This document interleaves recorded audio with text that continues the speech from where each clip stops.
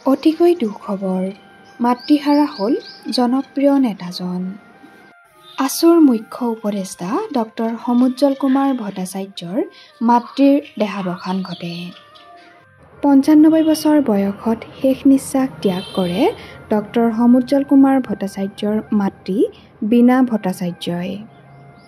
বাৰ্ধক্যজনিত কাৰণতে নিজ বাসগৃহতে ইহলীলা সম্বৰণ কৰে সমুজ্জ্বল কুমাৰ ভট্টাচাৰ্যৰ মাতৃয়ে।